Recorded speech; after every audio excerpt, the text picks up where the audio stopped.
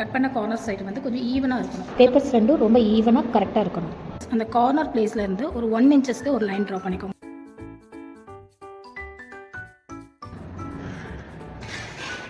இந்த ஸ்டிச்சஸ் பிளேஸை நல்லா ஈவனாக எடுத்துக்கோங்க. நம்ம 1 இன்ச் மார்க் பண்ண பிளேஸில் வச்சு மெஷர் பண்ணி மார்க் பண்ணிக்கோங்க. ஸ்லீவும் ஷோல்டரும் ஜாயிண்ட் ஆகிற இந்த பிளேஸை மார்க் பண்ணிக்கோங்க. மார்க் பண்ணிவிட்டு இந்த 4 ஜங்ஷனும் ஜாயிண்ட் ஆகிற இந்த ஆர்ம்ஹோல் மார்க் பண்ண போகிறோம். இந்த பாயிண்ட்லேருந்து இது கொஞ்சம் இப்படி ஸ்ட்ரைட்டாக இருக்கிற மாதிரி பார்த்து அரேஞ்ச் பண்ணி இங்கே வைங்க. இங்கேருந்து இந்த ஆர்ம்ஹோலுக்கு ஒரு கனெக்ஷன் கொடுத்துக்கோங்க.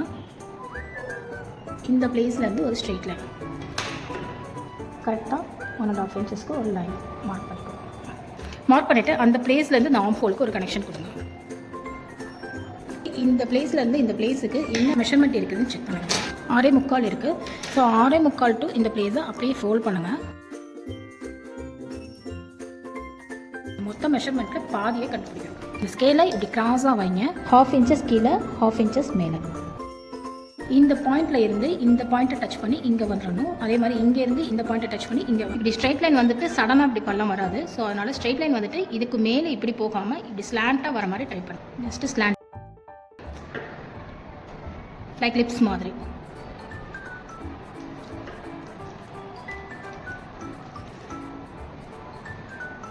மில்லிமீட்டராக அந்த ஹைட்டை அப்படியே கூட்டிகிட்டு வந்து இந்த 1/2 இன்ச்சை டச் பண்ணிவிட்டு திரும்பவும் மில்லிமீட்டராக குறைச்சி இந்த கார்னரை வந்து டச் பண்ணுங்கள். Back side, front. ஸோ எப்போதுமே இந்த ஷோல்டர் பிளேஸ்லேருந்து சடனாக இப்படி ரிட்டர்ன் ஆகி வராது. பிளேஸை வந்து 1.5 இன்ச்சு 50-50 பிரிங்க. இந்த பிளேஸ்லேருந்து இந்த பெண்டை ஃபஸ்ட்டு டச் பண்ணுங்க. மைல்டு கர்வ் கொடுங்க. அந்த ஸ்ட்ரெயிட் லைன்லேருந்து மேல் நோக்கி போயிடக்கூடாது, கீழே தான் இறங்கியிருக்கணும். இந்த பாயிண்ட்டை எரேஸ் பண்ணிடுங்க.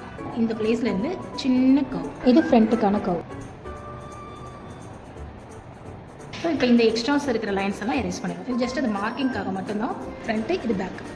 ரைட் சைடில் ஓப்பன் இருக்குது, லெஃப்ட் சைடில் க்ளோஸ் இருக்குது. இந்த சைட் காப்பி பண்ண போகிறோம். ஸோ இப்போ இதை கிட்ட காப்பி பண்ணும்போது உங்களுக்கு திருப்பி போட்டிங்கன்னா இந்த சைடு வந்து ஒன்றுமே ஷோ ஆகும். பட் வந்து எக்ஸ்ட்ராவாக இருக்கிற ஷீட்டை கீழே வைக்கும்போது உங்களுக்கு நீங்கள் வரைஞ்ச ட்ராயிங் லைன்ஸ் ரொம்ப கிளியராக ஷோ ஆகும். ஃப்ரண்ட்டை மட்டும் காப்பி பண்ணிக்கோங்க.